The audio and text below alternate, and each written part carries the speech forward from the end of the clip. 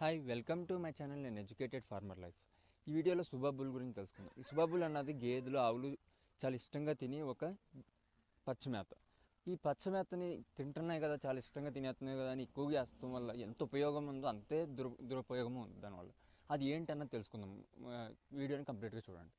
First చూసుకున్నట్టయితే సుబాబుల్లో 25-30% protein శాతం ఉంటుంది. దానివల్ల గేదెలు చాలా బాగా తయారవుతాయి.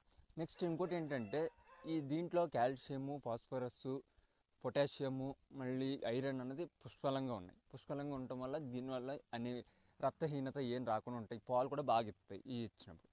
కాకపోతే వీటిని ఎక్కువగా మేపటం వల్ల దీంట్లో 5% టానిన్స్ అన్నది ఉంటుంది. 5% టానిన్స్ అన్నది. ఈ టానిన్లు అన్నవి ఏం చేస్తాయంటే ప్రోటీన్ డైజెషన్ తగ్గించేస్తాయి. ప్రోటీన్ ఎక్కువగా డైజెస్ట్ అవ్వకుండా చేసేస్తాయి. ప్రోటీన్ ఎక్కువగా డైజెస్ట్ అవ్వకపోతే గేదెలు లావు అవ్వవు, అలా సన్నంగా అయిపోయి ఎముకలు కనపడేలా తయారైపోతాయి.